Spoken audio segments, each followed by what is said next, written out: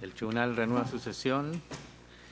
Vista de causa rol 3385, requerimiento de inaplicabilidad por inconstitucionalidad deducido por Julián Moreno de Pablo respecto del artículo 27 del decreto ley 3538 en relación con las normas que indica la ley número 18.045 respecto al artículo 29, inciso primero del mismo decreto ley 3538. Tiene la palabra el señor relator Sebastián López. Muchas gracias, señor presidente.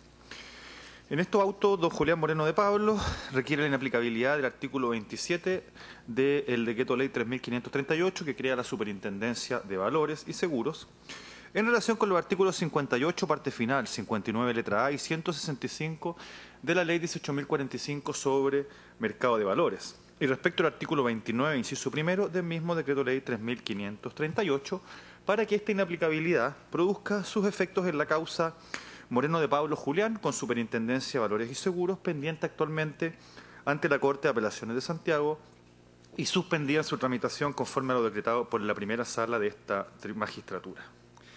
Misma sala admitió tramitación del requerimiento y oportunamente se hizo parte del Consejo de Defensa del Estado asumiendo la representación de la Superintendencia de Valores y Seguros.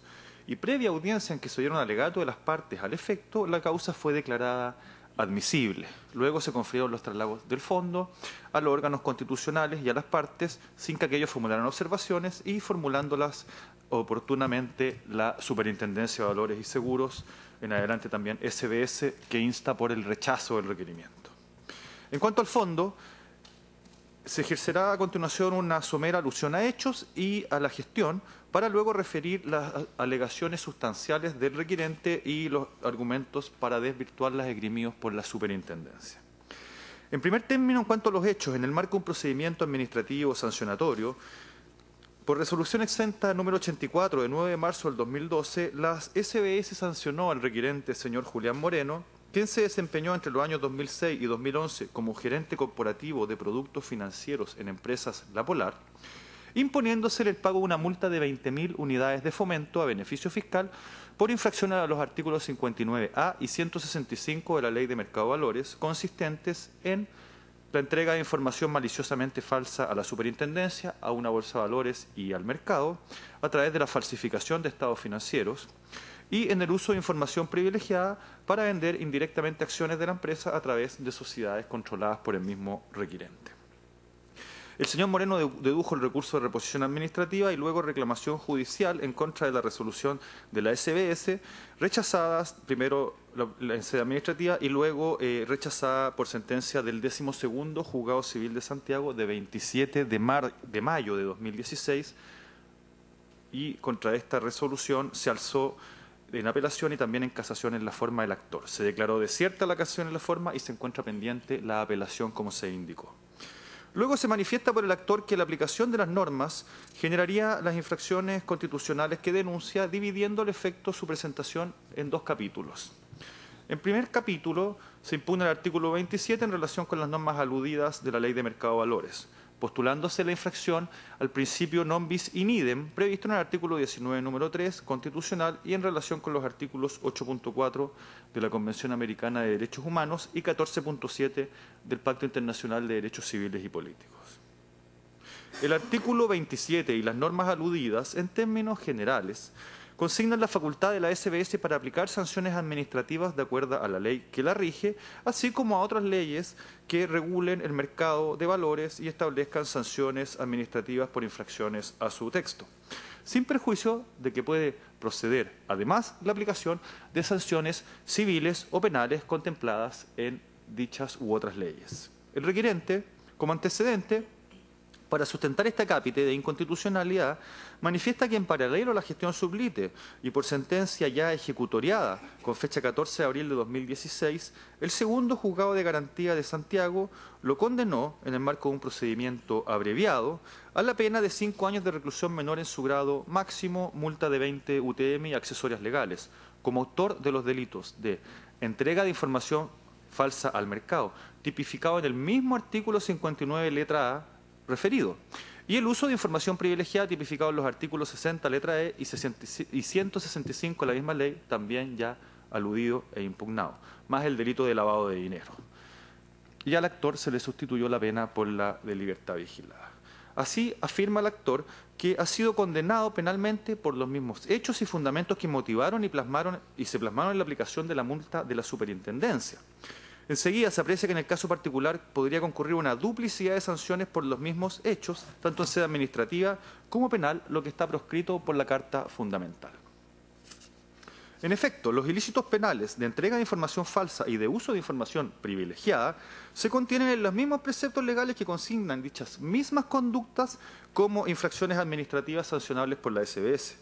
Luego, del tenor de las normas, aparece que aquellas dan lugar a un doble régimen de responsabilidad, coexistiendo la imposición de sanciones administrativas y de penas penales con motivo de una misma conducta. Ello vulnera, como se anticipó, el principio non bis in idem, toda vez que la superintendencia contaría en la especie con competencias para sancionar al requerente con multas por las mismas actuaciones por las cuales ya fue condenado penalmente, en circunstancias que la Constitución prohíbe un doble juzgamiento y una doble sanción o condena por los mismos hechos. Sustenta su argumentación asimismo en el debido proceso y en que el ius puniendi estatal debe ajustarse a criterios de proporcionalidad y adecuación, de modo que tanto el legislador como el juez de aplicar la duplicidad de castigo exceden esta proporcionalidad en relación con el bien jurídico protegido y con el objeto de la medida punitiva, que vienen dados por la protección del mercado financiero. Precisamente el non bis in idem opera como un límite al ius puniendi del Estado y es aplicable a las manifestaciones de este en materia de castigo penal como infraccional e impide la concurrencia simultánea del castigo en ambas sedes, como acontece en la especie, en que además existe una triple identidad de sujeto, de hecho y de fundamento punitivo. Capítulo segundo. Se impone el artículo 29 del Decreto Ley 3.538, postulando la infracción de los principios de legalidad y de proporcionalidad previstos en los artículos 19, en sus numerales segundo y tercero de la Constitución. El precepto, en cuanto permite la Superintendencia de Valores y Seguros a su elección aplicar las multas dispuestas en los artículos 27 y 28, o bien fijar el monto de la multa en hasta un 30% del valor de la emisión u operación irregular, entiende el actor que vulnera los principios constitucionales recién referidos, toda vez que deja la determinación del quantum de la multa al total arbitrio del órgano de la Administración del Estado, y careciendo el precepto de parámetros objetivos para determinar la multa, así como de criterios razonables que permitan justificar el monto al que arriba la SBS. Los artículos 27 y 28 contemplan una multa ascendente hasta 15.000 unidades de fomento, sin perjuicio de su aumento en caso de reiteración, mientras que en el caso concreto el señor Moreno se le aplicó una multa de 20.000 unidades de fomento, amparándose la SBS en el cuestionado artículo 29 y sobre la base de venta de acciones que habrían constituido las denominadas operaciones irregulares que sirvieron de base de cálculo. El artículo 29, en la medida que no cumple con estándares de certeza, determinación o taxatividad, ni especificidad para el cálculo de la multa, infringe el principio de legalidad penal, que importa que el sujeto pueda conocer tanto la conducta típica como el castigo asociado a su comisión. Igualmente se infringe el principio de tipicidad porque el concepto de operaciones irregulares no se define en la norma, tornándose en un concepto indeterminado y que da lugar a la arbitrariedad en la fijación de la multa. A modo de ejemplo, no se sabe si la operación irregular alcanza un monto total de la operación o si la constituye la ganancia que ha obtenido el infractor.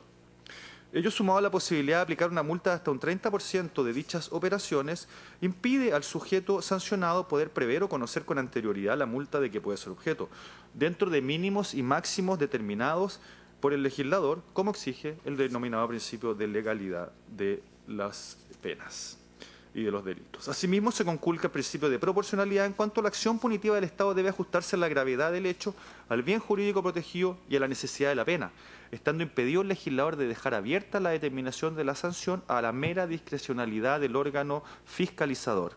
Además, se infringe la igualdad ante la ley porque el desconocimiento de la forma de cálculo de la multa importa aceptar un actuar arbitrario en contra del requirente.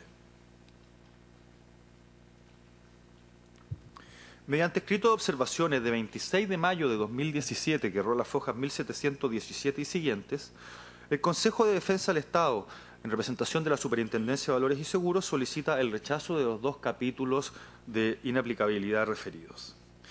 Luego, Respecto al capítulo primero relativo al artículo 27 y las normas indicadas de la Ley de Mercado de Valores, sostiene el Consejo que no existe la inconstitucionalidad alegada.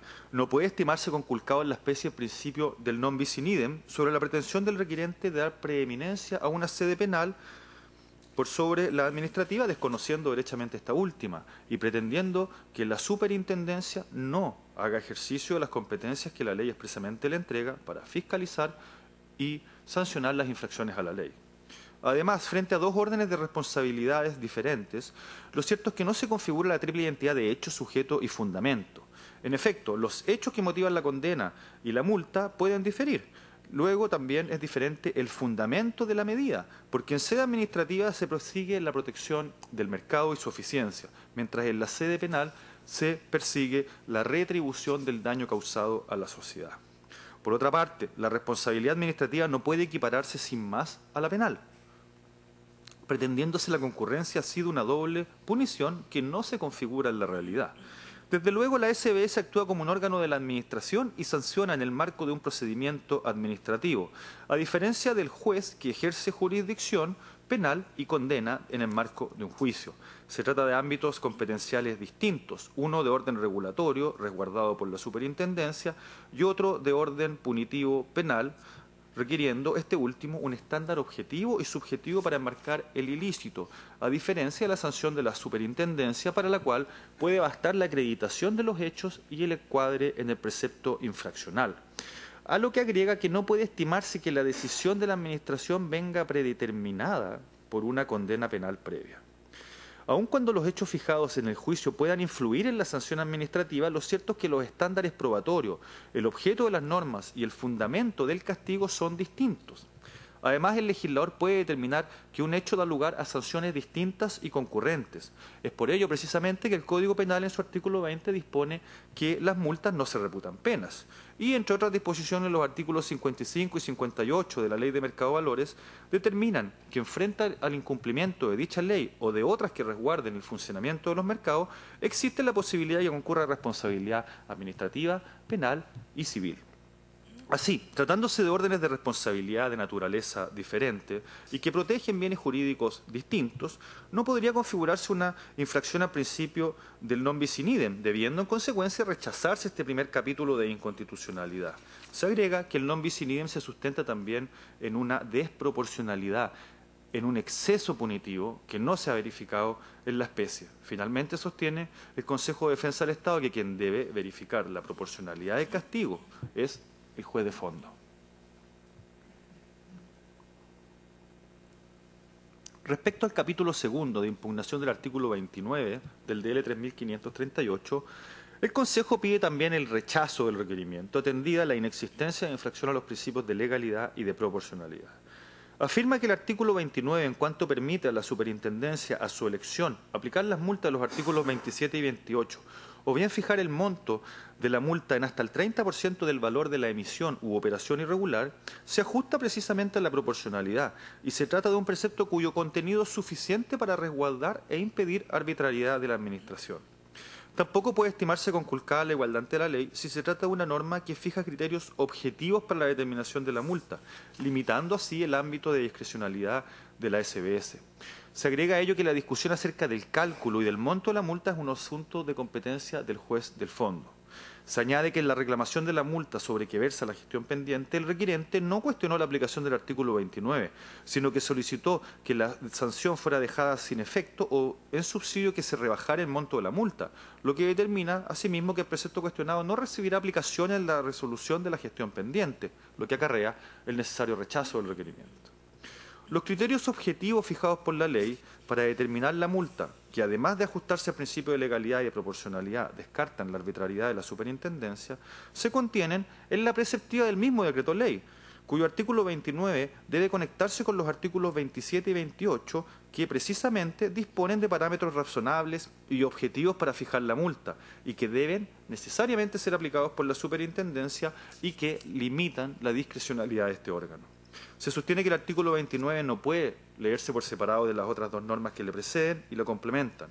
Luego, para que el juez pueda aplicar la regla de hasta el 30%, tiene que aplicar los criterios y parámetros limitativos de los artículos 27 y 28. y además debe tratarse de emisiones u operaciones irregulares. Estas tres normas entonces en su conjunto fijan el baremo suficiente de medición que permite arribar al quantum de la multa conforme a parámetros objetivos, generales, razonables y proporcionales, tales como la gravedad del hecho, la capacidad económica del infractor y la reiteración, parámetros ajustados al principio de legalidad y tipicidad, pudiendo la autoridad, al igual como opera en materia penal, conforme al artículo 70 del Código del Ramo, moverse dentro del rango que la ley fija como mínimo y máximo de multa, siendo dicho rango de discrecionalidad de la superintendencia sí ajustado a la Carta Fundamental. Por otro lado, se afirma que la proporcionalidad de la multa es un asunto que debe ser revisado por el juez del fondo en la reclamación pendiente de fallo, tratándose así de un asunto de mera legalidad.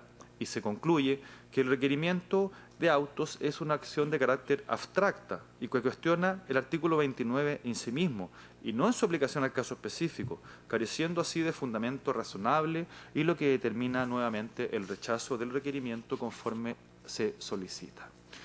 Ordenándose traer los autos en relación, se agregó la causa para su vista en esta sesión de pleno y se han anunciado en forma para alegar los abogados de las dos partes. Es todo, señor presidente. Muy bien, muchas gracias. En primer lugar, por el requirente, alega el abogado Marcos Contreras, hasta por 30 minutos. Tiene la palabra. Con la venia del señor presidente, vengo en alegar y solicitar la inaplicabilidad de las disposiciones que precisamente el relator ya señaló.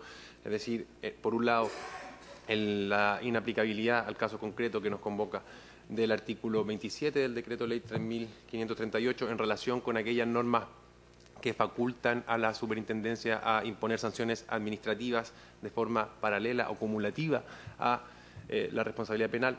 Me refiero principalmente al artículo 59A de la Ley de Mercado de Valores y al artículo 165 de la misma, que establece la norma de conducta en relación con el delito y la infracción administrativa de uso de información privilegiada. Y en segundo término, nos referiremos a la inaplicabilidad del artículo 29 del mismo decreto ley, por las razones que el relator brevemente esbozó y que nosotros al final de esta exposición pasaremos a desarrollar.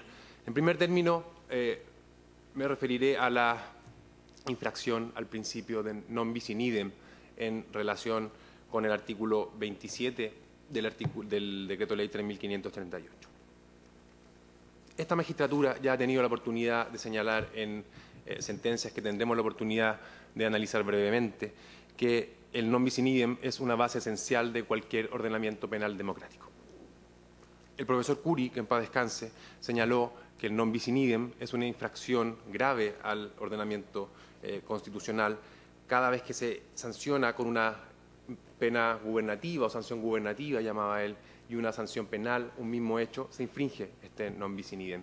Y conminaba al intérprete a que aquellos casos en los que las leyes y reglamentos expresamente permitieran esta posibilidad, tal como el caso que nos convoca, el intérprete impugnara fervientemente y enérgicamente este denominado por él lamentable error.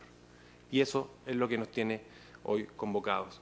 Estamos hoy aquí para impugnar enérgicamente, tal como el profesor Curi nos combinaba a hacerlo, el error lamentable en que incurre el decreto ley 3.538 en relación con la ley de mercado de valores, que posibilita que se imponga un cúmulo de responsabilidades penales y administrativas por los mismos hechos, por las mismas infracciones. Estamos acá, excelentísimas señorías, ante un caso evidente de violación al non bis in idem. Se verifican todos los requisitos doctrinarios y jurisprudenciales al respecto. En primer término, estamos frente a la misma norma.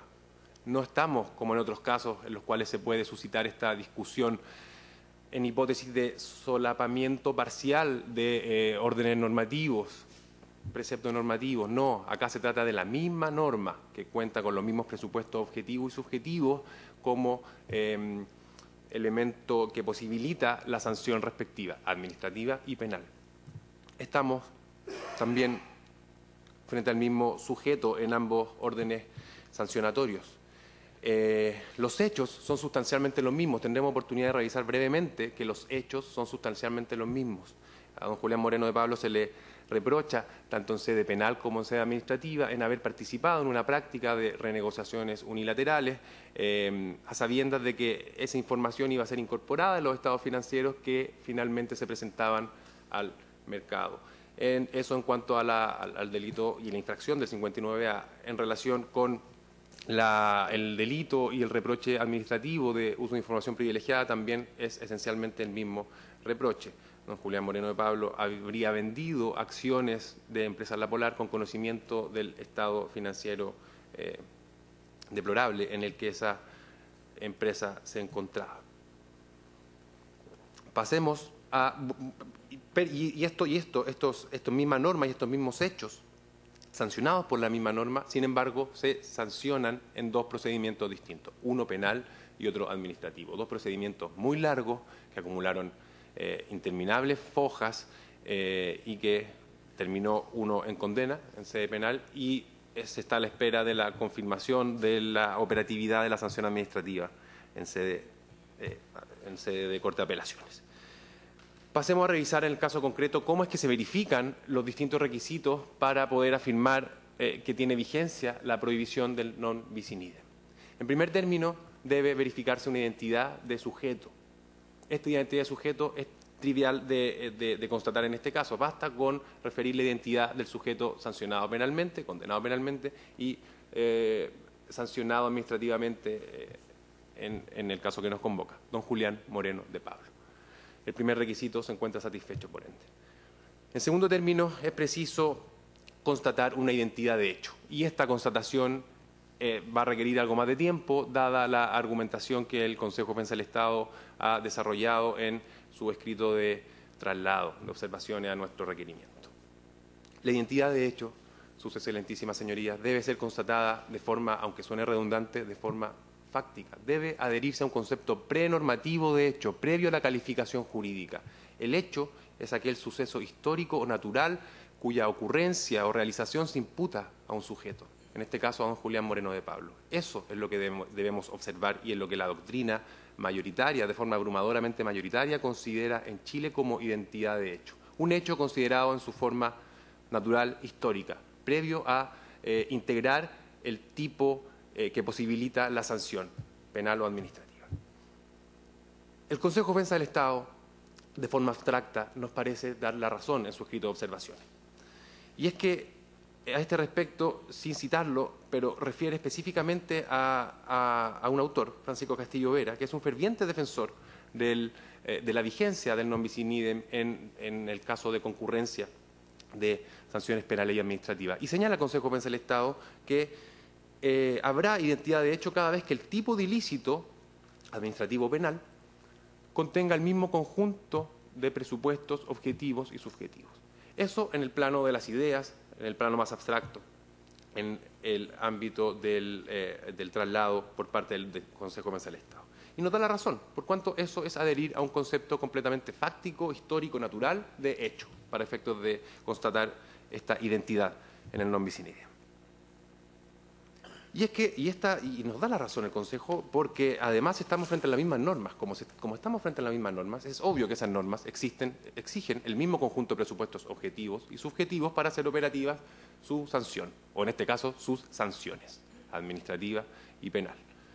Sin embargo, el Consejo de Defensa del Estado, y esto es lo que nos obliga a tomarnos algunos minutos para poder configurar este requisito en este momento, adhiere posteriormente a un concepto normativo de hecho, lo juridifica, señalando que el hecho no es el suceso natural, espacio-temporal, que se guía según criterios subjetivos, sino que es aquel elemento normativo que opera como supuesto de hecho en la norma que posibilita la sanción. Y concluye, a mi humilde parecer, de forma peligrosa. Señala, si un mismo hecho es sancionado por dos normas distintas e incluso por el mismo tipo normativo, pero aplicado en dos órdenes sancionatorios distintos, no hay infracción al bis in idem. Esto es peligroso porque la primera parte de la aseveración da lugar incluso a la inaplicabilidad de los concursos aparentes de leyes penales. Eso es muy peligroso, llevaría a resultados desproporcionados y completamente injustos. Interpretado caritativamente el argumento del Consejo de Defensa del Estado deberíamos interpretar entonces que se refiere solo a la concurrencia de sanciones administrativas y penales, es decir, cuando el mismo hecho opera como presupuesto de dos normas de órdenes sancionatorios distintos. Sin embargo, eso choca de frente con la correcta doctrina asentada por largos años por este excelentísimo tribunal en orden a señalar que la sanción administrativa es una emanación, al igual que la sanción penal, del ius puniendi estatal y que, por lo tanto, debe someterse a las mismas garantías y principios limitadores. Esto, por supuesto, para no ser falaz, para no ser engañoso, con matices. Siempre ha sostenido así el excelentísimo tribunal del día de hoy. Siempre se ha sostenido que esto debe ser con matices, pero este justamente es un matiz que no se debe hacer en este caso. Veremos a continuación que aplicar doblemente una sanción administrativa y una sanción penal, en el caso que nos convoca, es atentatorio contra la Constitución. El Consejo de Defensa del Estado, para adherir a este concepto normativo o juridificado de hecho, cita al profesor doctor Juan Pablo Mañalich y lo cita entre otros. Sin embargo, no hay tales, no hay otros autores en la doctrina nacional que adhieran a esa concepción de hecho, que por supuesto se opone a la concepción de sentido común. Hecho se interpreta, y por eso cuando dije una concepción fáctica de hecho, pedí excusas por la redundancia. Se interpreta normalmente la noción de hecho como una cuestión histórica, natural, una cuestión completamente fáctica, prejurídica, prenormativa. Y eso es lo que la doctrina nacional nos señala.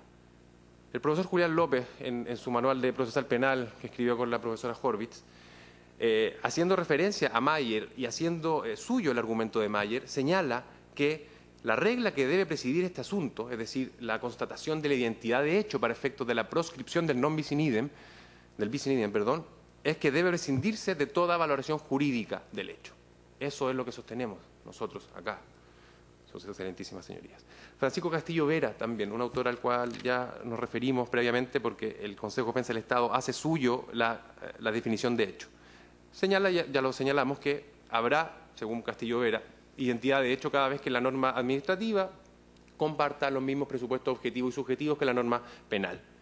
Y si queda alguna duda respecto a cuál es el concepto jurídico o fáctico de hecho que maneja Castillo Vera, cita con posterioridad a la profesora española Mercedes Pérez Manzano, que señala que habrá identidad de hecho cada vez que el tipo administrativo tenga los mismos elementos u ostente los mismos elementos que a su vez ostenta el tipo penal, con independencia que el tipo penal tenga elementos adicionales, porque, señala Pérez Manzano, en ese caso el tipo penal absorbe el injusto del tipo administrativo.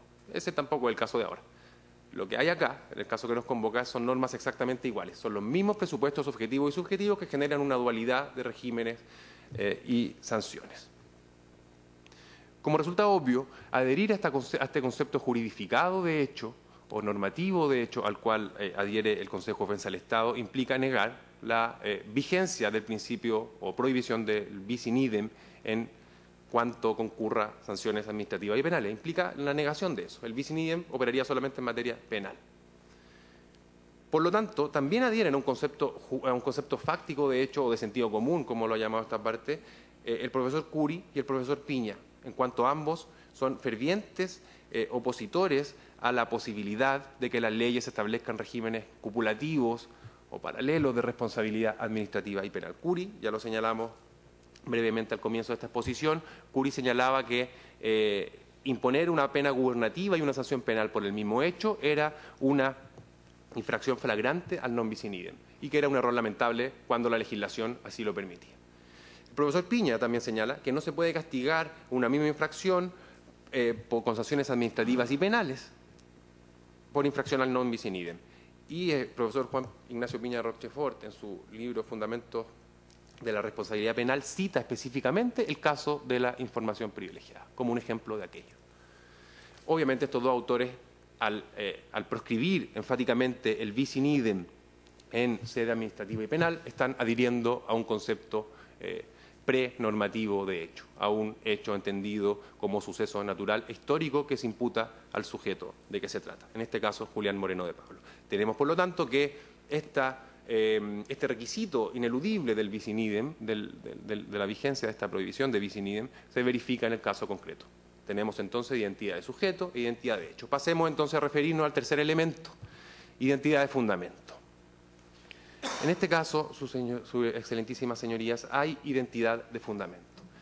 El objeto de protección, el fundamento de establecimiento de las normas prohibitivas, tanto sancionatorias como penales, que protegen el mercado de valores, tienen el mismo objeto de protección. Y este es, vamos a pasar a continuación a detallarlo, es alguna dimensión del correcto funcionamiento del mercado de valores o el estado subjetivo que se tenga en relación a esas propiedades o cualidades del mercado de valores. La ubicación sectorial de las normas penales y administrativas abona dicha conclusión. Están reguladas en la misma ley estas infracciones penales y administrativas, en el mismo conjunto de leyes, perdón. Sin embargo, esto también va a requerir un poco más de atención y no nos podemos satisfacer con esta aseveración general para poder hacernos cargo del, en principio, atendible el principio atendible objeción del Consejo de Defensa del Estado. Y señala que no hay identidad de bienes jurídicos el Consejo de Defensa del Estado en su traslado. Y aquí es donde introduce una cuestión más o menos ontológica en relación con la naturaleza de la sanción administrativa y de la sanción penal. Señala el Consejo de Defensa del Estado que la sanción administrativa tiene por objeto velar o restablecer la vigencia de la norma que crea el mercado de valores y restablecer el statu quo infringido. En otras palabras, lo que busca la sanción administrativa en estos tipos administrativos es corregir el mercado. Y señala que, en cambio, la sanción penal lo que busca es reprochar y, en particular, retribuir el daño causado. Aquí es necesario hacer una precisión metodológica. En derecho penal y en derecho administrativo y en derecho sancionador en general es pacífica la distinción entre normas de comportamiento y normas de sanción. Las normas de comportamiento tienen por objeto la protección de bienes jurídicos. Lo que nos preguntamos en relación con la identidad de fundamento es en relación a cuáles son los bienes jurídicos protegidos por las normas específicas. Por lo tanto, ha de indagarse en la norma de comportamiento, no en la norma de sanción. El Consejo, por el contrario, hace referencia a la naturaleza de las normas de sanción y se casa con una cuestión que no es para nada pacífica en relación con el fin de la sanción penal, ya adhiriendo a un concepto retributivo de pena, concepto que por supuesto es cuestionable.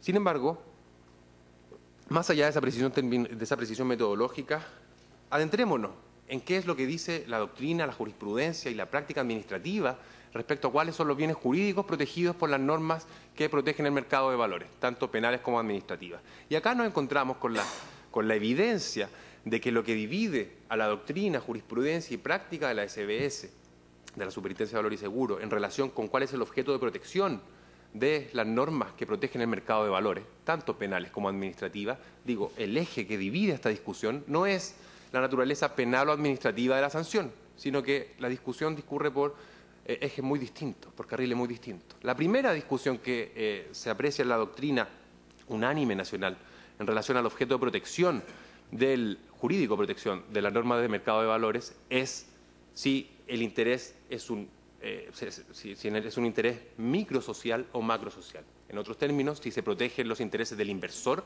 si las normas de mercado de valores protegen los intereses del inversor que se involucra en la transacción o algún interés institucional. La doctrina chilena, de forma correcta y de forma casi unánime, adhiere a una protección institucional. Esa es la primera distinción en torno al bien jurídico protegido, institucional. Después, la segunda distinción, y aquí nuevamente no hay relevancia si se trata de una sanción penal o administrativa, la doctrina, tanto administrativa como penal, discurren sobre los mismos conceptos y consideraciones. La segunda distinción es si se protege alguna propiedad o alguna dimensión específica del mercado de valores, tal como la transparencia, el acceso a la información, la igualdad de oportunidades o el funcionamiento mismo del mercado, o si por el contrario, en un segundo nivel de abstracción, se protege la confianza en alguna o todas de esas propiedades. Y esa es la discusión en torno al bien jurídico.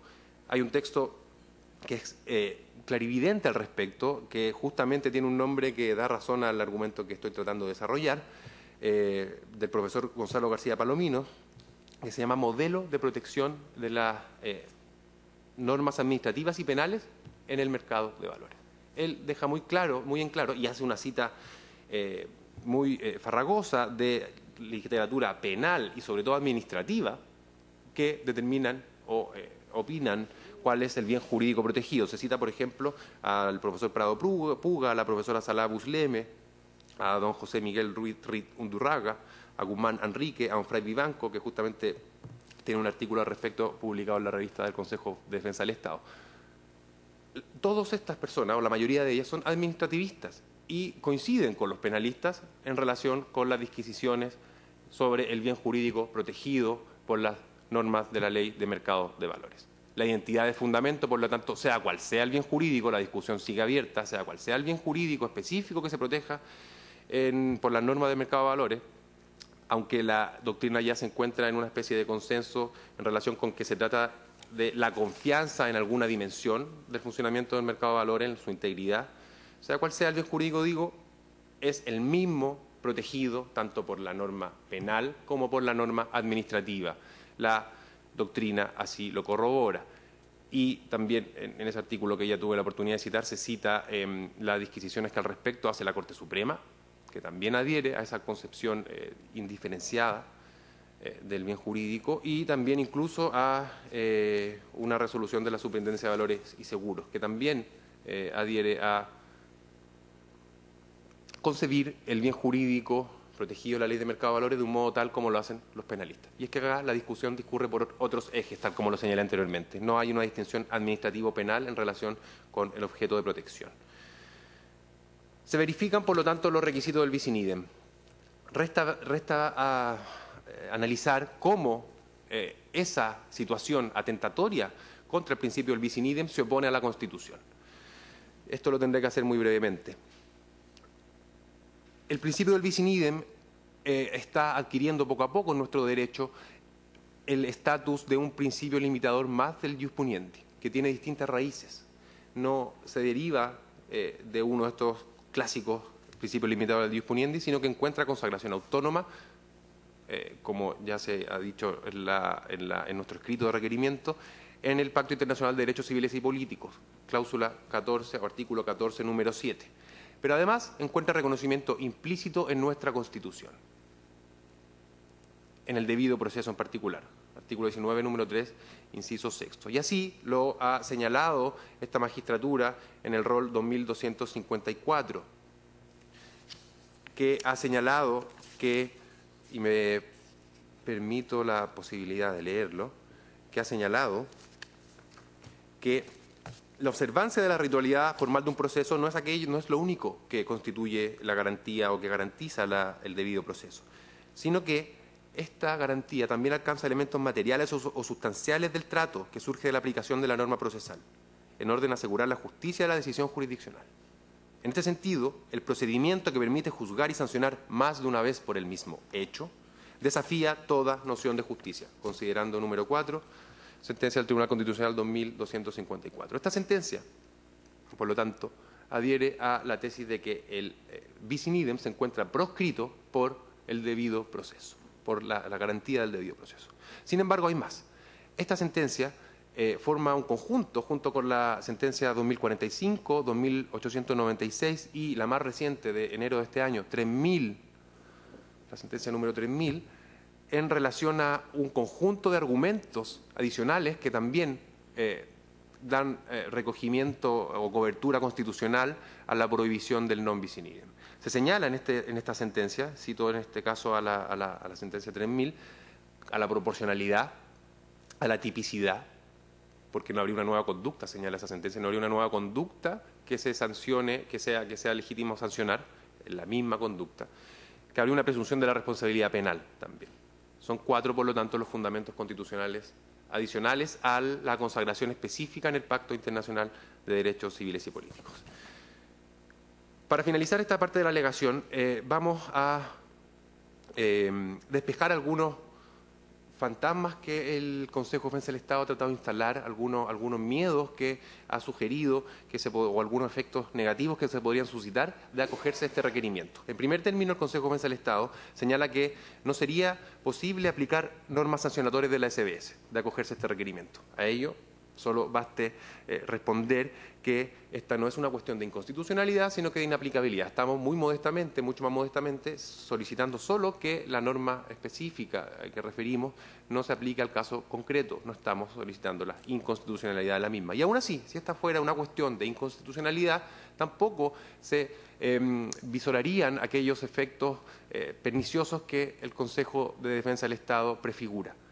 No es que no hubiera nunca más posibilidad de aplicar normas sancionatorias de la Superintendencia de Valores y Seguros, sino que solo ellas se deberían sustraer de aplicación para el caso de que haya prevenido la justicia penal en el conocimiento del asunto y haya sancionado penalmente. Eso, obviamente, dado el principio de última ratio, y cualquier operador jurídico lo sabe también en relación con este tipo de delitos, no es algo de frecuente ocurrencia. Las facultades de la SBS, fiscalizadoras, que no se ponen en entredicho con este requerimiento, y sancionadoras, para todos aquellos casos en los que no haya sanción penal, queda a salvo. No existe este efecto desastroso de privar a la SBS de sus legítimas competencias fiscalizadoras y sancionadoras. Quedan a salvo estas competencias. Y además acá hay otro argumento que debe despejarse. Se señala que si es que se implementara solamente o se impusiera solamente una sanción penal y no una administrativa, no se cumpliría con los fines regulatorios de la sanción administrativa. Y eso es completamente falso. Tenemos que detenernos un par de minutos al respecto. Y esto por el principio de proporcionalidad. La sanción penal cubre los fines que persigue la sanción administrativa. Y esto lo expone de una forma muy clara el profesor Percy García Cavero en un informe en Derecho que tuvimos la oportunidad de acompañar a este procedimiento. El señor Percy García Cavero, profesor peruano, señala que la pena se dirige a las personas, recurriendo a la distinción kantiana, que la pena se dirige a las personas en cuanto seres inteligibles, al homo noumenon. El delincuente establece o erige una pretensión de validez con su comportamiento, la cual debe ser negada con la pena. Hay una negación de la negación en términos hegelianos. Se restablece la vigencia del derecho a través de la negación que el delincuente ha efectuado a su vez a la norma de comportamiento. Se dirige la pena al sujeto como ser inteligible. Sin embargo, la sanción administrativa, señala Percy García Cavero, y eso está rondando siempre en la argumentación del Consejo de Defensa del Estado también en esta causa, se dirige a los sujetos como seres sensibles, para efecto de orientarlos por estímulos externos, por ejemplo las multas, para que actúen correctamente o adecuadamente en un sector del ordenamiento jurídico. En este caso, el mercado de valores. Sin embargo, a pesar de que la pena se dirija a las personas como sujetos inteligibles, también alcanza al hombre sensible. La pena, esto es innegable, también orienta el comportamiento de los sujetos. Por lo tanto, el fin que busca la norma administrativa de orientar para que los sujetos se comporten correctamente en el mercado de valores también, por supuesto, es cumplido por la norma penal. Señala el Consejo que señalar lo que estoy sosteniendo ahora, es decir, sostener que bastaría con la sanción penal para mantener a los sujetos orientados en el mercado de valores, es no entender cómo funciona el mercado de valores, porque es olvidar la funcionalidad del mismo y los efectos que despliega la sanción administrativa en otros partícipes del mercado de valores. Parafraseando al Consejo y con todo respeto, señalar eso es no entender cómo funciona la pena. La pena es el máximo reproche en el sistema penal. Si hay una forma legítima y efectiva para orientar a los sujetos para que se comporten adecuadamente en un sistema, es a través de la conminación e imposición de pena. La norma restablece además, y esto lo dijimos anteriormente, la sanción penal restablece la vigencia de la norma infringida, por lo tanto también restablece el statu quo y corrige el funcionamiento del mercado. En este caso en concreto, además, sus excelentísimas señorías, don Julián Moreno de Pablo estuvo 4 meses en prisión preventiva y esto fue sabido, fue un hecho público y notorio. Esto obviamente tiene una influencia en otros partícipes en el mercado de valores, quienes probablemente se asusten más con eso que con la posibilidad de incluso una multa muy alta. ¿El derecho de mercado de valores queda desprotegido? No, enfáticamente no. Y esto, por ejemplo, no me da el tiempo, pero se corrobora a partir de las recientes modificaciones legales en el sistema penal y legal chileno.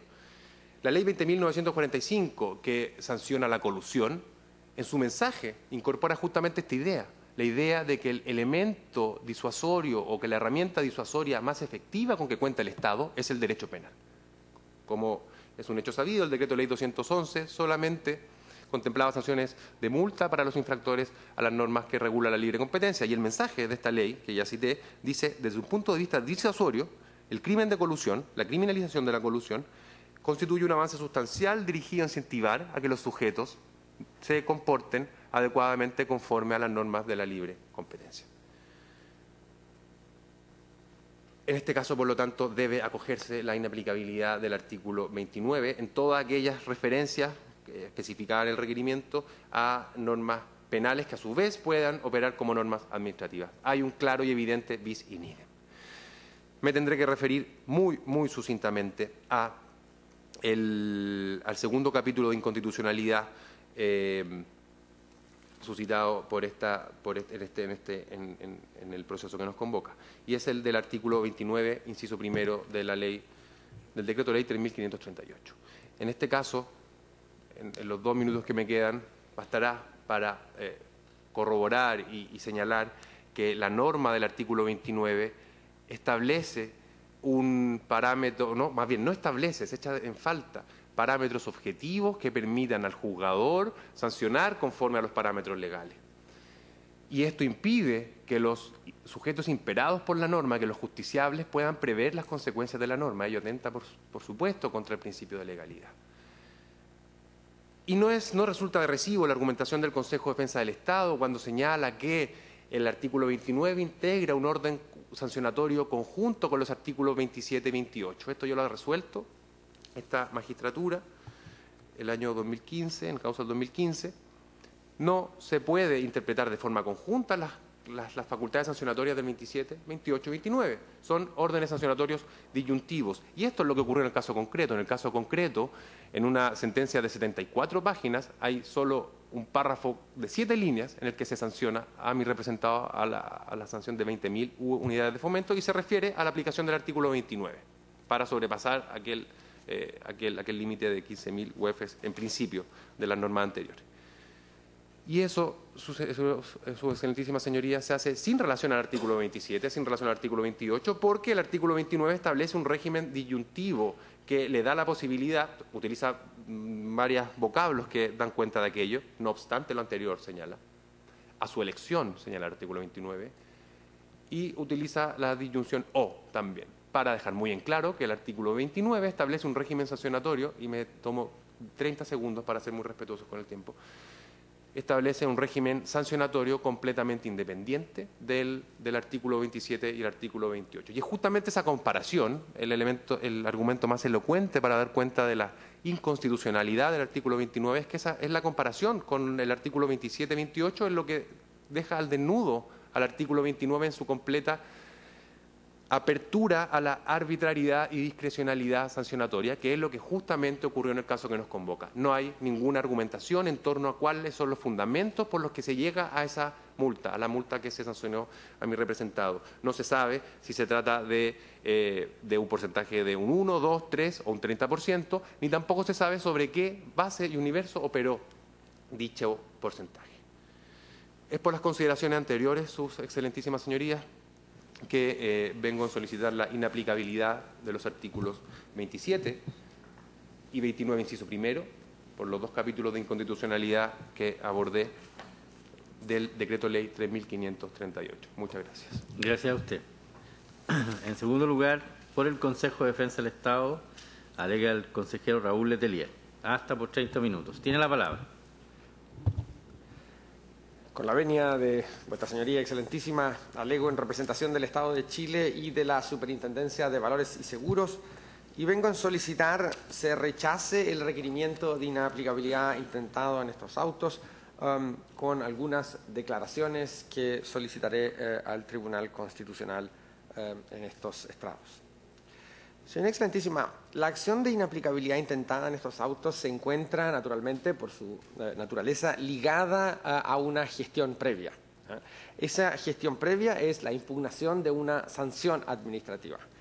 Y por ende, si es que lo que se alega principalmente en estos autos es la presencia de una especie de exceso punitivo respecto del señor Julián Moreno, bueno, es normal, es necesario entender cómo se configura ese exceso punitivo. Es decir, simplemente comparar cuál es la conducta infraccional que se hace referencia en la sanción administrativa y cuál es la sanción total, en buenas cuentas, que se le aplicaría al señor Julián Moreno de Pablo. Y por ende, es necesario, si lo que se está conociendo es precisamente una inaplicabilidad, tener clara noción acerca de cuáles son las infracciones que se le imputan al señor Julián Moreno.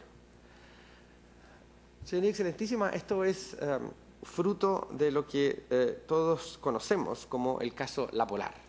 Es extraño que hasta este punto no se haya mencionado la referencia a qué tipo de caso tenemos entre manos. Este es el caso La Polar.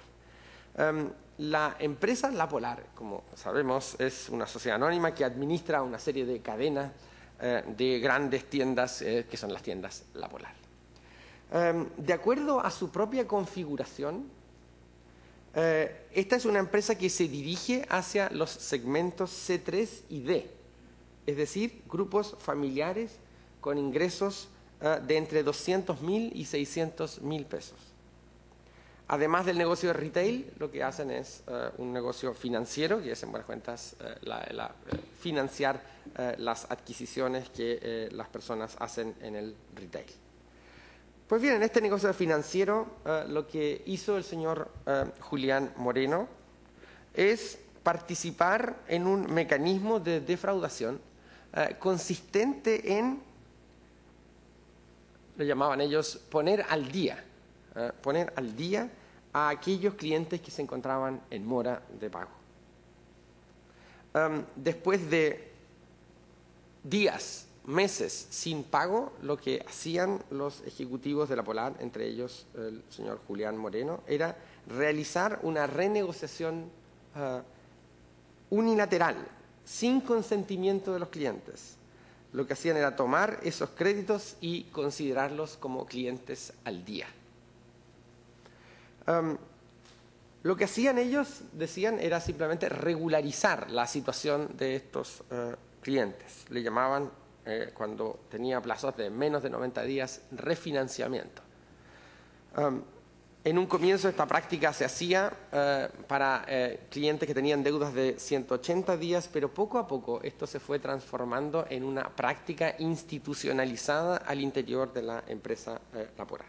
Y se comenzó incluso a aplicar a clientes que estaban en mora de menos de 180 días. Luego, sin embargo, esto en algún momento se hacía manual. Luego, sin embargo, esto se traspasa a un sistema computacional creado por el señor Julián Moreno con ayuda de su departamento de informática, que consistía en que simplemente él veía el total de los deudores y le decía al departamento de informática para que en la noche, cuando nadie utilizaba el sistema y los clientes no consultaban sus propias deudas, bueno, en la noche lo que hacían era colocar a esos clientes al día, ¿no? Colocar a estos clientes al día era simplemente refinanciarles nuevamente su deuda, es decir, darles un nuevo crédito para que pagasen su deuda y esa deuda generase una nueva cantidad de intereses y reajustes. El señor Julián Moreno, a partir de la información disponible y dependiendo de las metas que tenía la empresa La Polar, es que refinanciaba a unos clientes o a otros. Es decir, dependiendo de cuánto es lo que le exigía el directorio de la empresa, lo que hacía era mostrar números positivos al momento de exhibir los estados financieros de la empresa, diciendo que ya un grupo de deudores estaba refinanciado y por ende estaban al día. La intensidad de estas renegociaciones fue gigantesca. A contar del año 2006, ellas presentan un continuo crecimiento. En el 2008 las renegociaciones llegan a un 60% del total de las colocaciones de la empresa. En el 2009 y el 2010 es de un 75% de las operaciones. Para el año 2010, por ejemplo, se realizaron renegociaciones por un total de 709.815 millones de pesos, de los cuales solo 74.000 millones correspondieron a renegociaciones normales, es decir, renegociaciones donde el cliente accede a la renegociación. En cambio, 635.788 millones correspondieron a renegociaciones unilaterales, es decir, de estas renegociaciones fraudulentas que el señor Julián Moreno comandaba. Todo esto incluso era contrario a la política crediticia de la misma empresa, que entendía que todo proceso de renegociación debía hacerse con aquiescencia del deudor, en este caso. Como dije, en este caso no se contaba con la voluntad del deudor, sino que era una renegociación que se hacía de noche y mediante un sistema computacional. Se estima, señoría excelentísima, que este procedimiento de renegociación unilateral se le aplicó a cerca de 511.000 clientes. 511.000 clientes a los cuales se les renegoció en contra de su voluntad o sin su voluntad la deuda que tenían por las compras que habían hecho en las tiendas La Polar. Sin embargo, esto naturalmente no podía tener frutos positivos. La tasa de pago comenzó naturalmente pronto a decaer. Año a año fue deteriorándose. En el 2006 la tasa de pago era de solo un 8%. En el año 2010 y el 2011 la tasa de pago era ya de un 3%. Es decir, mientras más renegociaciones había, menos posibilidad de pago tenían los clientes para hacer. Bueno, para aumentar esa tasa de pago, el señor Julián Moreno y los ejecutivos de la empresa La Polar crearon campañas de pago. Esas campañas de pago con ayuda incluso de sociólogos para que les ayudaban a entender cómo funciona el cerebro de los clientes. Entonces crearon estas campañas de pago llamadas salvavidas, por ejemplo. Una de ellas era la campaña salvavidas. La otra era yo cobro, yo gano. Otra de las campañas para aumentar esta tasa de pago producto de las renegociaciones. Y otra de las campañas que ya tiene un nombre bastante curioso es la campaña Los amigos cumplen.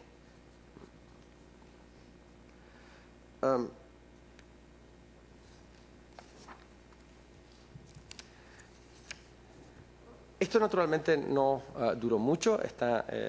Los excesivos reclamos en el CERNAC de muchos de estos clientes generaron un problema hasta que la propia empresa, a través de un hecho esencial, dio cuenta de lo que había sucedido, de la participación del señor Julián Moreno en todas estas operaciones y de cómo se había afectado naturalmente y de manera fuerte el mercado a través de la información que se había entregado de los estados financieros de la empresa La Polar.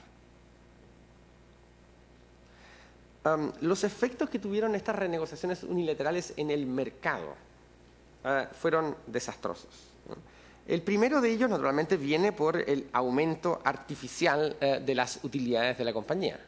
Es un aumento artificial. Cada renegociación produce un nuevo crédito.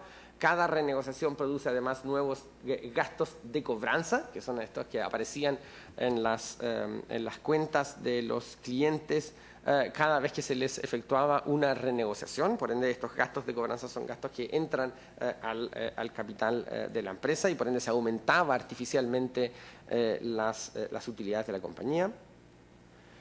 En segundo lugar, y este fue tal vez uno de los impactos más importantes de las renegociaciones unilaterales, fue lo que se llama el cálculo de las provisiones. Es decir, las empresas necesitan siempre aprovisionarse de recursos, suponiendo que en algún momento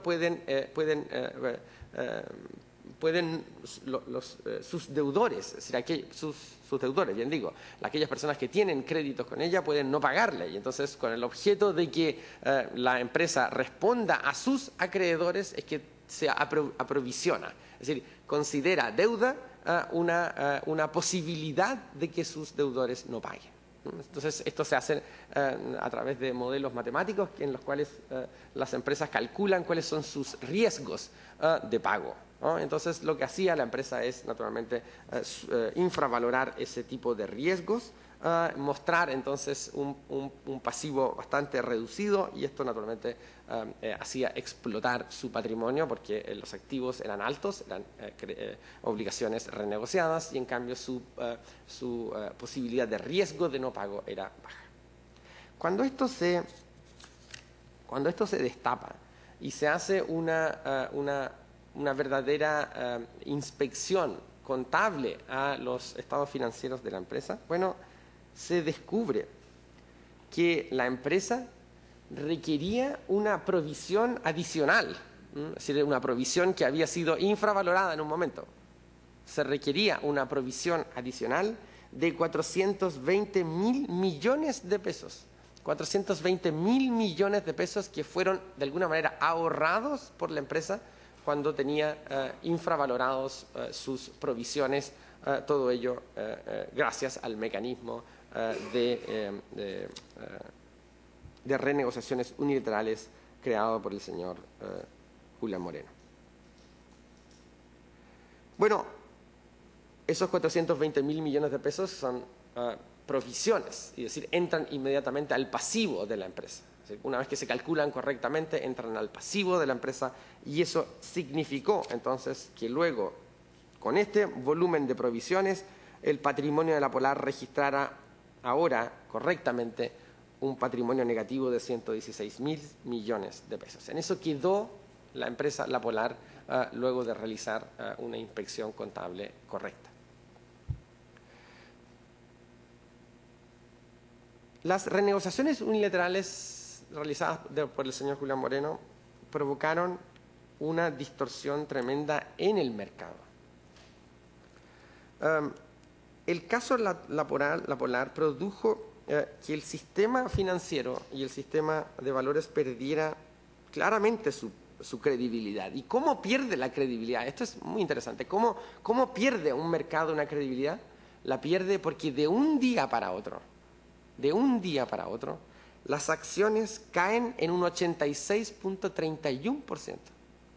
Esto implica que cualquier poseedor de una acción cree que es posible que sus acciones puedan caer de un día para otro en un 86.31%. El daño ocasionado a los accionistas de la empresa La Polar ha sido estimado en 43.381 millones de pesos.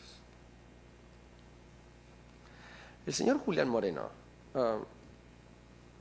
es uno de los artífices y creadores de este sistema computacional que en la noche colocaba al día a las personas. Bueno, desde luego el señor Julián Moreno se mostró como un gerente que alcanzaba resultados positivos, resultados financieramente sorprendentes, ¿no? Ello implicó que obtuviese por varios años bonos de productividad. Y no solamente eso, implicó además, y este es uno de las imputaciones en el expediente administrativo, le permitió al señor Julián Moreno que en el momento correcto, entendido por él como correcto, bueno, vendiese las acciones de La Polar. Esto le generó una ganancia propia. Es decir, ya no estamos en el caso de las renegociaciones donde lo que se genera es una ganancia ilícita a la empresa La Polar, ¿no? Y por ende el único incentivo que hay ahí para Julián Moreno es solamente los bonos de productividad. En estos otros casos, estas ventas accionarias le generaron a él un beneficio directo, y ese beneficio directo está dado por el abuso de la información privilegiada que él naturalmente contaba. Pues bien, la sanción impugnada, señoría excelentísima, es una sanción en aplicación del artículo 29 de la Ley de Superintendencia de Valores y Seguros. Es una sanción de 20.000 unidades de fomento. Esto es calculado algo así como 520 millones de pesos. Es decir, en las multas que ha aplicado la Superintendencia de Valores y Seguros, esta no es una multa gigantesca, es una multa de 520 millones de pesos a alguien y a un grupo de ejecutivos que ocasionaron daños en accionistas por cerca de 46.000 millones de pesos. 520 millones de pesos es una multa, diríamos, acotada para este tipo de ilícitos, a lo menos en el ámbito de la aplicación de la ley en Chile. Esta multa en el ámbito internacional sería una multa ridícula, ¿no? En el ámbito chileno, en cambio, es una multa, diríamos, bastante modesta. Pues bien, dos son los argumentos de la contraria para impugnar la constitucionalidad de las reglas que permiten la imposición de una multa de 520 millones de pesos. Y esta es la infracción al non bis in idem y la contradicción al principio de proporcionalidad dado por la norma que impone la multa, que es el artículo 29, en tanto ella no contiene parámetros objetivos para la aplicación de esa multa. Quisiera referirme brevemente a ambos puntos. Bueno, lo primero es la infracción al non bis in idem. Señor Excelentísimo, hay un argumento que uno diría que es un argumento casi formal que permitiría rechazar esto inmediatamente, ¿no? Y este argumento, que podríamos decir formal, es lo siguiente. La gestión pendiente es una impugnación a una sanción administrativa impuesta, ¿no? Es decir, la aplicación de las reglas que la contraria solicita su inaplicabilidad se hace en un expediente que impugna, es decir, que controla la legalidad de la actuación administrativa al momento en que esa actuación administrativa se concretizó a través de un acto administrativo que impuso una multa. Pues bien, la resolución que impone la multa es la resolución 84, fue dictada el 9 de marzo del 2012. El 9 de marzo del 2012. La condena penal, en cambio, fue dictada recién el 14 de diciembre del 2015. Es decir, casi 3 años después de la dictación del acto administrativo en virtud de la cual la Administración Pública resolvió este caso sancionando al señor Julián Moreno. Es decir, 3 años después. Pensar que al momento de la dictación de la resolución administrativa podía haber un vicio de non bis in idem, de proscripción del bis in idem, bueno, es iluso. En ese momento lo único que había era una sanción administrativa. Y por ende, en el juicio que sirve de gestión pendiente, es un juicio que analiza la regularidad de la resolución administrativa en el momento en que ella fue dictada. Los jueces que conocen de la impugnación no tienen la facultad de poder dictar ex novo una nueva sentencia. No, lo que hacen simplemente es revisar una sanción administrativa, revisar la legalidad de una sanción administrativa en el momento en que esta sanción fue impuesta. Sin embargo, dejemos de lado este argumento formal, que es un argumento, diríamos, bastante fuerte, como para rechazar inmediatamente esta idea de que la sanción administrativa es una sanción que ha infringido la prescripción del bis in idem. Hay algo que es necesario precisar en esto, ¿no? Y de hecho, suponer que la proscripción al bis in idem es algo tan sencillo como que cada vez que haya doble punición existe non bis in idem, yo diría que es faltarle el respeto a la historia del problema del non bis in idem. Es decir, si ese fuese el problema, en realidad nunca habría habido un problema, ¿no? Pero la verdad es que no lo es así. Esto no es tan sencillo como decir cada vez que haya doble punición, esto está proscrito constitucionalmente. Y eso no lo es así, porque uno puede decir lo normal es que haya más de una sanción asociada a unos hechos, ¿no? Lo normal es que en el ámbito penal no solo se sancione por la vía de la privación de libertad, sino que lo normal es que haya otras sanciones asociadas a esa sanción. Lo normal en materia de concursos de delitos es que haya, en algunos casos de concursos de delitos, haya más de una sanción. Bueno, lo normal es que existan varias tipos de normas jurídicas que precisamente hacen referencia a que la sanción impuesta es una sanción que se hace sin perjuicio de que haya otro tipo de sanciones. Bueno, lo mismo, lo que hace la referencia al propio artículo 20 del Código Penal, la referencia al artículo 27 y 28 de la Ley de Superintendencia de Valores y Seguros, la referencia al artículo 55 y 58 de la Ley del Mercado de Valores, la propia referencia al artículo 120 del Estatuto Administrativo. Es decir, todas estas son reglas que hacen referencia a una independencia sancionatoria. Es decir, es posible, casi podríamos decir, es normal que ante hechos determinados pueda haber sanciones distintas. Esto, por ejemplo, en materia de libre competencias, ya tiene una patente de registro.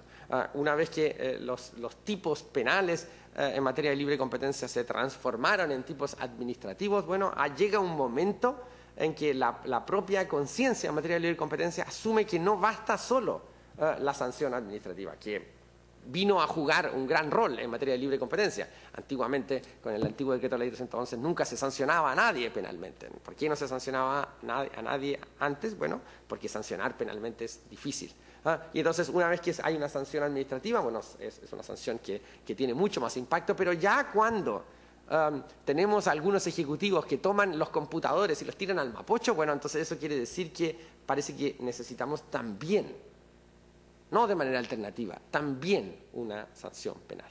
Esta es una discusión, por lo demás, que es propia de materias de libre competencia, donde la sanción penal va unida a la sanción administrativa. La sanción administrativa es, de cierta manera, la prima ratio del deber de conducta. La sanción penal es la última ratio, en el sentido de que solo opera en aquellos casos donde existe tal nivel de dolo que exige una retribución estatal en virtud de una pena. Entonces, esto no es tan sencillo como suponer que cada vez que haya dos tipos de sanciones hay non bis in idem y por ende hay inconstitucionalidad. Esto no lo sostiene nadie. La pregunta entonces que se ha tratado siempre de resolver es en esta idea de la triple identidad. Bueno, ¿qué significa esta noción de que haya una identidad de fundamento? ¿No? ¿Qué significa que dos sanciones que se impongan al mismo tiempo tengan idéntico fundamento y eso haga de alguna manera presumir que hay un problema de constitucionalidad? Es decir, lo importante no es el bis, no es el non bis, no es el bis. Lo importante es el bis in idem. Es decir, sancionar dos veces, pero lo mismo. Y para esto, para la determinación de cuál es ese fundamento, yo diría que existen dos tipos de escuelas en esto. Una es la escuela que podríamos llamar que se concentra en la idea de legalidad. Es decir, basta que hayan dos reglas que aplican una sanción en casos iguales para que haya proscripción. Esta era la antigua idea de Eduardo García Enterría, basado fuertemente en esta idea de identidad del jus puniendi, de que la sanción administrativa es de alguna manera idéntica a la sanción penal, porque ambas derivan del mismo poder de punición que tiene el Estado. Sin embargo, ya yo diría que con algo de bastante fuerza, surge la idea de que en realidad esto en verdad no puede ser así. Y no puede ser así porque los mercados, la construcción de mercados no puede hacerse a punta de sanciones penales. Es decir, las sanciones penales son ineficientes para construir mercados, ¿no? Es decir, si yo quiero que las empresas me entreguen datos fidedignos, no puedo someter esa obligación de entrega de datos fidedignos a una sanción penal. Lo que necesito es una sanción administrativa. La obligación que le estoy entregando es una obligación demasiado básica, constructora de un mercado, como para sujetarla a una sanción de última ratio, a una sanción que exige un proceso penal extremadamente gravoso para yo permitir ejecutar la obligatoriedad de que me entregue simplemente datos fidedignos. La sanción penal, en cambio, tiene que ser reservada para aquellos casos donde existe tal nivel de dolo, como el dolo del señor Julián Moreno, tal nivel de dolo que amerite también la sanción penal acumulada a la sanción administrativa. La idea, entonces, de legalidad es una idea que entiende que la sanción penal y la sanción administrativa son sanciones intercambiables. Es decir, es una sanción, es una ideología que no tiene en cuenta la noción de funcionalidad que tiene la sanción penal en un caso retributiva y la sanción administrativa prospectiva. incentivadora de la conducta administrativa. En esto es muy relevante, señora Excelentísima, el informe en Derecho que la contraria acompaña, del señor Percy García, profesor de Derecho Penal de la Universidad de Piura, en Perú. Lo interesante de este informe en Derecho es que es un informe en Derecho que parece justificar la idea de García Enterría, es decir, la idea de que basta que haya dos sanciones, dos reglas que establecen dos sanciones para que haya bis in idem y por ende eso sea prescrito. Esto es un informe que está datado el 17 de abril del 2013, pero en el 2016 este mismo profesor publica en la revista Política Criminal, en el volumen 11, número 21, un artículo referido a lo mismo, pero ahora en cambio cambiando la idea. Ahora ya no es relevante solo la existencia de dos reglas en el sentido de García Enterría. Ahora lo relevante, y esto sí que es lo relevante, es la infracción al principio de proporcionalidad. Es decir, existe proscripción de bis in idem cada vez que haya una infracción al principio de proporcionalidad. Es decir, cada vez que se acredite que existe verdaderamente un exceso punitivo. Es decir, cada vez que se acredite que el cúmulo de ambas sanciones genera una reacción punitiva exagerada y por ende una infracción a ese principio de proporcionalidad. Las regulaciones administrativas, dice el profesor Percy García, las regulaciones administrativas sectoriales que admiten la posibilidad de aplicar conjuntamente una pena y una sanción administrativa no deben ser entendidas como excepciones al principio de non bis in idem, sino como un reconocimiento expreso de que la imposición de una pena no impide que se pueda imponer por el mismo hecho una sanción administrativa. Entre la regulación general y la especial de una situación de concurrencia de pena y sanción administrativa no hay una relación de regla y excepción, sino más bien una correcta delimitación de los supuestos en los que la concurrencia está proscrito y en los que no lo está. Bueno, el Tribunal Constitucional en el rol 2045 también ha hecho referencia a que lo que el non bis in idem afecta es el principio de proporcionalidad, es decir, la proscripción de una reacción punitiva exagerada. Y lo mismo ha hecho también el Tribunal Constitucional español en la sentencia 2/2003 del 16 de enero, en donde también se lee la idea de que lo que hay detrás del principio non bis in idem es necesariamente una infracción al principio de proporcionalidad. Bueno, si realmente entendemos el principio de proscripción del bis in idem como una infracción a la proporcionalidad, entonces es correcto analizar cuál es la reacción punitiva, cuál es el tipo de infracción y cuál es la reacción punitiva. En este punto, señoría excelentísima, la sanción penal consistió en 5 años de reclusión, sanción que por lo demás no fue cumplida porque se le concedió al señor Julián Moreno el beneficio de libertad vigilada, más una multa de 20 unidades tributarias mensuales. Esto es 932.000 pesos. No existe, en verdad, entonces, señora excelentísima, con cualquier criterio que se mire esta sanción, no existe una infracción a la proporcionalidad. No hay una sobrereacción punitiva en entender que, además de esa sanción penal, de 5 años de reclusión con beneficio de libertad vigilada, más 932.000 pesos de multa, se le añade las 20.000 unidades de fomento, que es la sanción administrativa.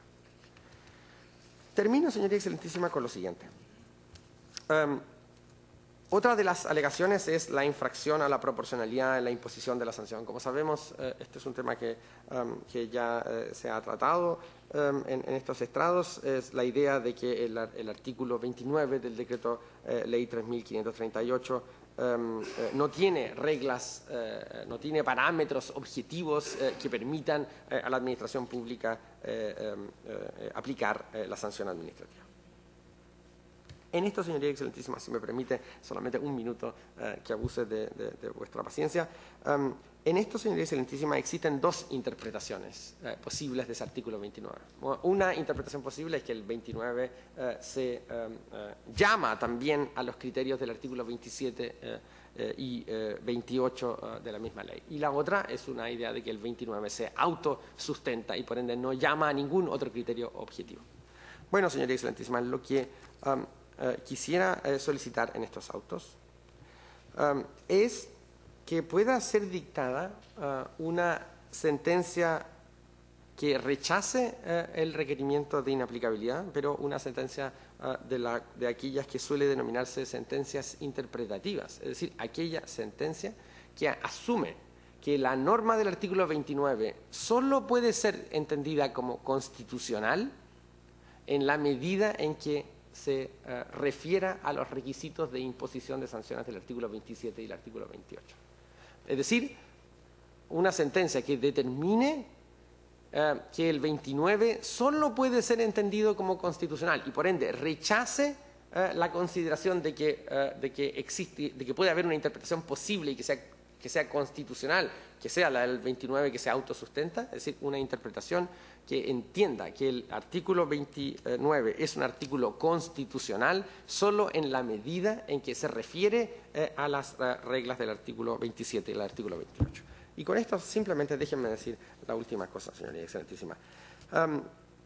Este es el último texto de justicia constitucional de un autor que se llama Gustavo Zagrebelsky. Es un libro clásico en Italia y diría que es uno de los principales libros en materia de justicia constitucional, que además sacó su última edición hace poco, después de muchos años en que estaba descontinuado. Bueno, antiguamente la sentencia interpretativa era considerada como una sentencia manipulativa, es decir, una sentencia de la cual se criticaba la referencia de que esta era una invasión de facultades que el Tribunal Constitucional realizaba.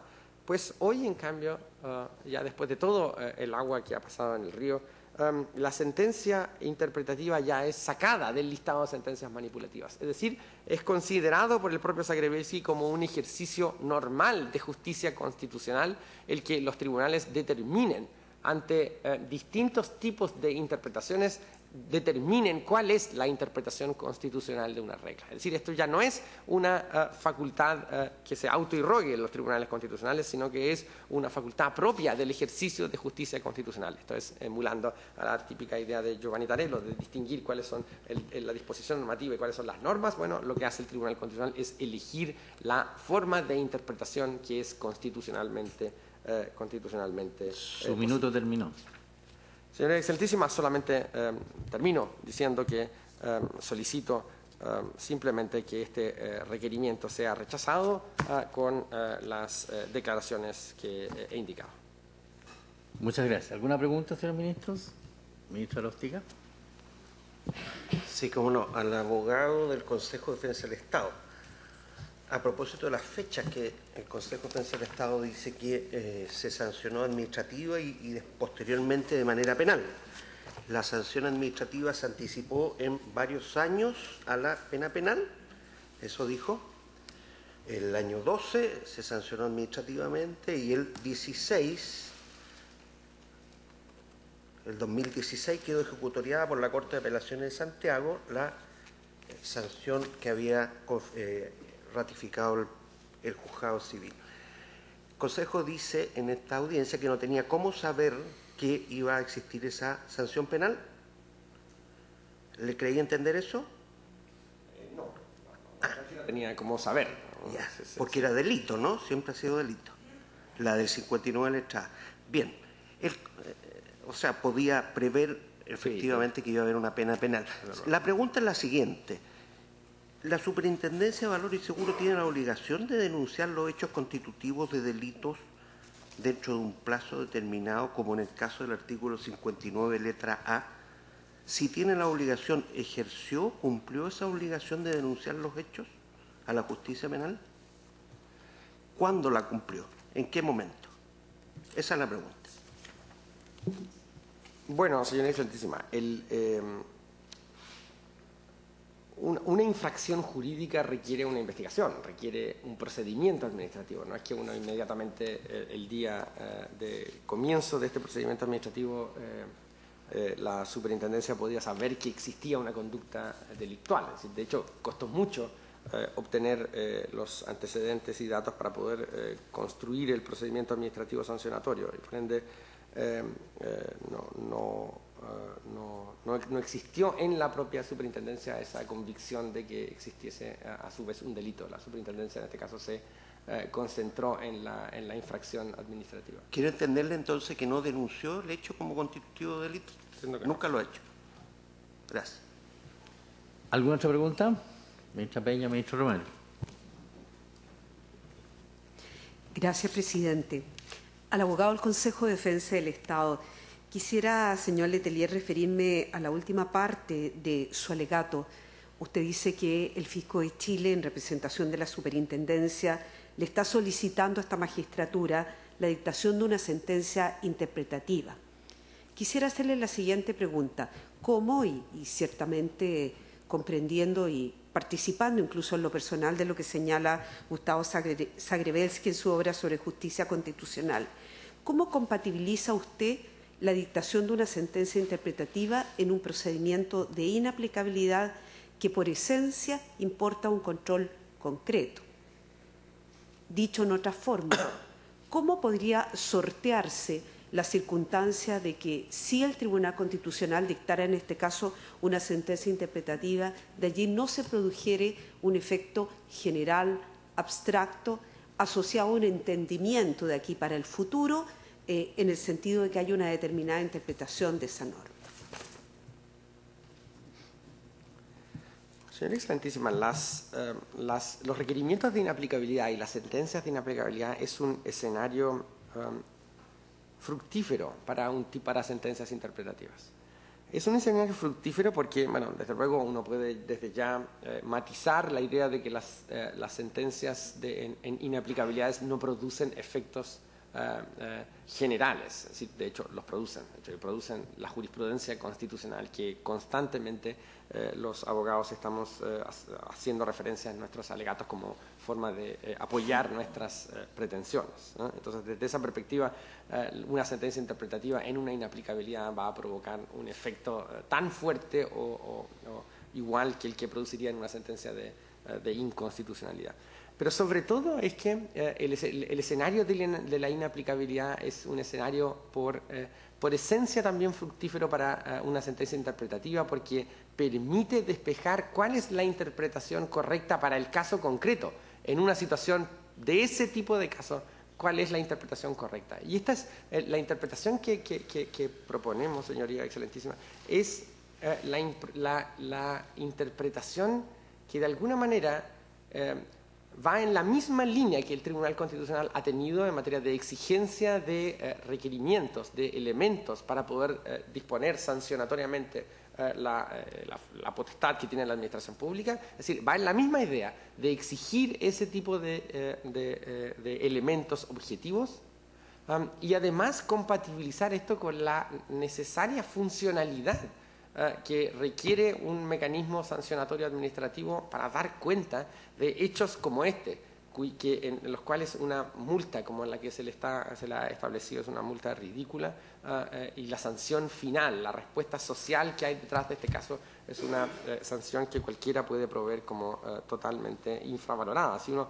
ve la forma de reacción que hay en las legislaciones comparadas para casos de información privilegiada, bueno, las multas y las condenas penales son astronómicamente mayores a las que nosotros estamos aplicando en este caso. Es decir, una sentencia interpretativa daría cuenta de esa necesidad de funcionalidad sancionatoria que permite sancionar vía artículo 29 y no a través de una sanción tasada que es totalmente ineficiente en un caso como este, sino que permitiría una sanción mayor de 500 millones de pesos, que tampoco es tan mayor, ¿no? Pero una sanción mayor.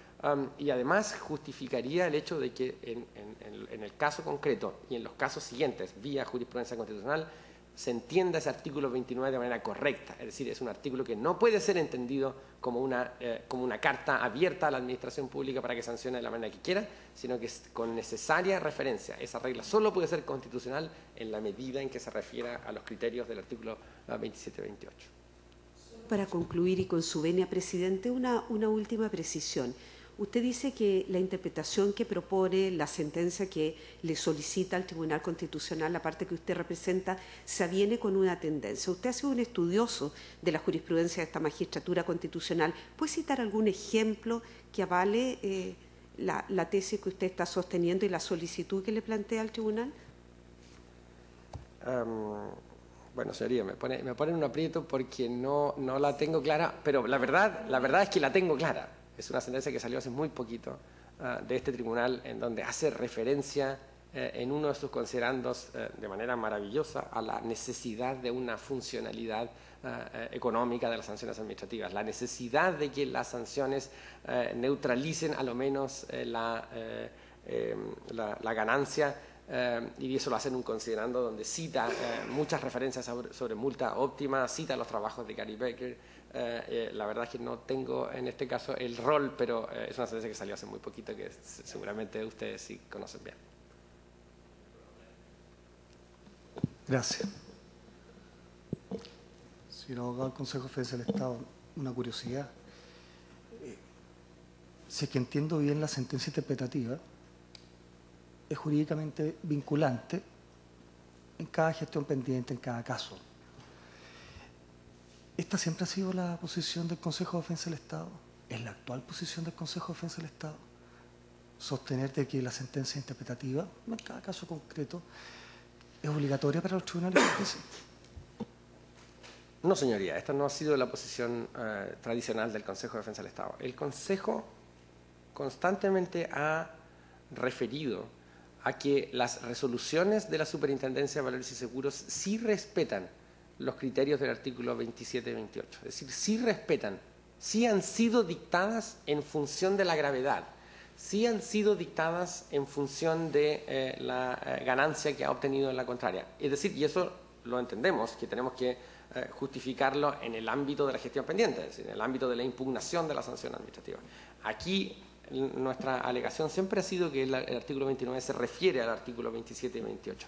En este caso, entonces, lo que solicitamos es una referencia explícita a que el 29 solo puede ser considerado constitucional en la medida en que se refiera a esos criterios del 27 y 28. Porque entiendo que lo que le preocupa a este Tribunal Constitucional es la existencia de reglas que establezcan cartas blancas a la Administración Pública a dictar sanciones administrativas como les plazcan, y por ende entienden que el principio de proporcionalidad se respeta solo si existen ese tipo de requisitos objetivos, y es precisamente eso lo que le solicito a vuestra señoría excelentísima. Sí, una precisión. Si la sentencia interpretativa es vinculante para el caso concreto este, yo entiendo que cualquier sentencia interpretativa de este tribunal va a ser vinculante para cualquier otro caso concreto. ¿Esa es la posición del Consejo de Defensa del Estado? La posición es que con una sentencia interpretativa el tribunal de la instancia, el tribunal de la gestión pendiente, debiese anular la sanción administrativa si esa sanción administrativa no está fundamentada en las exigencias del artículo 27 y 28. Eso implicaría. Es decir, implicaría que la interpretación correcta que este Tribunal Constitucional hace es indicar que el 29 solo puede ser constitucional en la medida en que se refiere a eso. Y por ende la gestión pendiente, el efecto de la gestión pendiente es tremendo. Y el efecto general es también tremendo. De ahí en adelante, con ese tipo de sentencia, cualquiera que establezca o crea pensar que en el 29 existe una carta blanca está fuera de foco. Abogado, yo me expresé mal posiblemente. Me refiero a otro caso concreto, no necesariamente referido a esta norma. Bueno, una sentencia interpretativa es una sentencia que naturalmente apoyaría cualquier tipo de otro caso concreto en el cual lo discutido sea lo mismo. Es decir, lo discutido sea el ámbito de extensión jurídico que tiene el artículo 29. Desde eso, naturalmente, sería una sentencia en la cual se apoyaría como cualquier otra sentencia del Tribunal Constitucional que produce la interpretación correcta de la Constitución en los tribunales. Bien. Ministro García. Preguntas para ambos abogados, por favor, son concisas, digamos. La primera pregunta tiene que ver con el hecho de que la sanción penal fue obtenida en el marco de un proceso abreviado. ¿Tiene algún valor procesal la regla del nem bis in idem en el marco de un juicio abreviado donde no hay una admisión de culpabilidad? Esa es la primera observación. La segunda observación, La concurrencia de las reglas aplicables en el caso se solapan en algunos delitos, básicamente en el delito de información privilegiada. Sin embargo, se fundan además en otros delitos que están revestidos de una pena única en el ámbito penal. Entonces, ¿cómo es posible valorizar en alguna de esas tesis la regla de nec bis idem cuando en algunas partes se solapan y en otras simplemente son otros artículos penales los que arman de fundamento? En particular, la Ley General de Bancos también entra en la regla a operar. Esas dos preguntas. Muchas gracias por la pregunta. El abreviado implica una aceptación de los antecedentes contenidos en la carpeta de la investigación y se le redacta un texto que con un elenco de hechos que implican imputación. Es una condena. La condena en un juicio oral tampoco implica aceptación de responsabilidad. Por algo una persona va a discutir su responsabilidad en un juicio oral, pero es una condena. Es una condena y es la forma más intensa de reproche social que contempla el ordenamiento jurídico. En este punto tengo que hacerme cargo de un asunto que tal vez no quedó claro.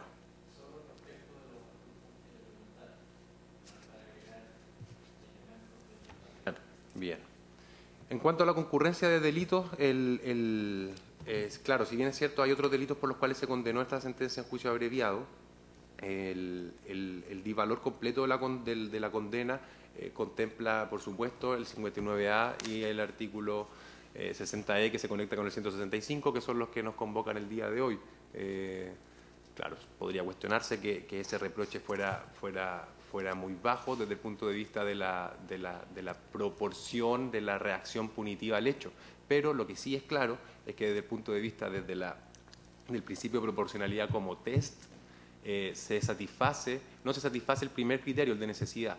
El reproche penal es lo más intenso que es la herramienta más intensa. Después, los otros reproches que se impongan en sede administrativa son innecesarios y en ese sentido contrarios a la proporcionalidad. En ese sentido se habla de proporcionalidad y en ese sentido habla Percy García de proporcionalidad también. Señora Excelentísima, efectivamente el procedimiento abreviado puede ser entendido como capaz de imponer una pena, ¿no? Y en ese sentido, en el entendido de un conjunto de sanciones penales y administrativas, la sanción que emite un procedimiento abreviado es una sanción que estaría en el nivel de ser comparada con una sanción administrativa de la manera en cómo, creo, incorrectamente se entiende el principio non bis in idem. Ahora, no es bueno en este caso indicar que este es un procedimiento abreviado que se hace con la voluntad de que no haya privación de libertad, ¿no? Y cuando no hay privación de libertad, esto tiene mucha relación con la discusión normal que tenemos entre sanciones administrativas y sanciones penales. Es decir, lo que distingue realmente la sanción penal es que está asociada a un conjunto de garantías realizadas o dispuestas porque lo que puede provenir es la privación de libertad. Es decir, todas las garantías asociadas a las sanciones penales son garantías hechas en razón del riesgo de la privación de libertad. Un procedimiento abreviado como este es un procedimiento que elimina ese riesgo, ¿no? Y lo elimina voluntariamente, voluntariamente, y por ende una de las razones por las cuales el cálculo de proporcionalidad, es decir, el cálculo de ver si es que estamos realmente ante un exceso punitivo, bueno, es precisamente el hecho que sea un procedimiento abreviado sin privación de libertad. Y finalmente, con el tema de solapamiento de la Ley General de Bancos, bueno, precisamente hace referencia a esto, a que la potencia punitiva que tiene la sanción penal es una potencia que toma incluso infracciones distintas a las infracciones que se refiere a la sanción administrativa. Sí, presidente. Ministro Vázquez. Presidente, por su intermedio, al abogado del Consejo de Defensa. Usted recién ha dicho que no hubo una pena corporal, pero la prisión preventiva de que nos señaló el abogado de la parte requerente, ¿cómo lo toma usted, aparte de ser una medida cautelar objetivamente, en ese sentido, la proporcionalidad de la aflicción que causa en el sujeto que está respecto a una imputación de delito? Bueno, naturalmente sería incorrecto que lo llame a eso pena, pero eso no quiere decir que no tome conciencia de que hubo algún nivel de aflicción y algún nivel de estigmatización a una persona que generó la defraudación que generó el señor Julián Moreno. Es decir, lo asumo como una carga que un cálculo de proporcionalidad debiese tomar en consideración. Ambos abogados, buenas tardes. Respecto del non bis in idem, en que se ha mencionado, ¿no es cierto?, como triple fundamento, hechos, sujetos y fundamentos. ¿Qué se podría señalar respecto de la sede jurisdiccional en ambos casos y de los fines que se persiguen y de los elementos de imputabilidad en ambos? ¿Habría alguna diferencia? Quisiera la diferencia respecto de esto. Muchas gracias por la pregunta. Atendido el caso concreto, bueno, la pregunta en abstracto planteada es relevante y se torna muy relevante en aquellos casos en los que, como mi distinguido contradictor señaló, se establecen presupuestos distintos para la norma penal y la norma administrativa, pero sí hay solapamiento en algunos aspectos, como ocurre en la regulación del Decreto Ley 211, artículo 3, sanción administrativa, artículo 62, sanción penal. No son los mismos tipos penales. Cuando son los mismos tipos penales, deben acreditarse los mismos presupuestos objetivos y subjetivos y estamos frente a la triple identidad, si se trata del mismo sujeto. Sin embargo, eso puede ser contingente, por supuesto. Puede ser contingente, puede ser que la exigencia de dolo, por ejemplo, o la exigencia de participación en sede administrativa sean algo más relajadas que en materia penal, sean menos estrictas. Sin embargo, en el caso concreto, eso no es así, porque las imputaciones son por exactamente los mismos estados mentales, las mismas formas de participación, tanto en sede penal como en sede administrativa. Señoría Excelentísima, lo que dice mi contradictor es incorrecto. No es que la figuración del dolo sea un elemento contingente en el ámbito de las sanciones penales y en el ámbito de las sanciones administrativas. Lo normal es que en el ámbito de las sanciones administrativas no interese el dolo. Es decir, en el ámbito de las sanciones administrativas, de hecho esto se dice de una manera bastante fuerte por la doctrina administrativa y de hecho existen leyes, por ejemplo la Regulación Española hace referencia a que lo que importa en el ámbito administrativo es lo que se llama la culpa infraccional, es decir, basta que se infrinja el deber de conducta para que haya sanción. Es decir, en el ámbito administrativo no interesa el especial espíritu que está asociado a un infractor para que haya sanción. Y esto por una razón obvia dentro de la regulación administrativa. Las reglas de conducta administrativa son las que construyen el mercado. Son las que construyen el mercado. El mercado de valores no podría ser tal si no hubiese una regla de entrega de información fidedigna al mercado. Eso quiere decir que esa regla no se puede sujetar al ámbito de una sanción penal que se entiende como última ratio, que se entiende como presunción de inocencia. Es decir, lo que interesa en la construcción de un mercado que sin esa regla no estaría construido, lo que se necesita es una regla que se aplique de una manera muy distinta a cómo se aplican las reglas penales. Se aplique de una manera, como digo, de prima ratio. Es decir, la sanción administrativa es la que apoya la construcción de un mercado como el mercado de valores. Y por eso es muy distinto esos dos ámbitos de aplicación. Muy bien, concluida entonces la vista de la causa. Vamos a hacer un alto de 10 minutos y continuamos.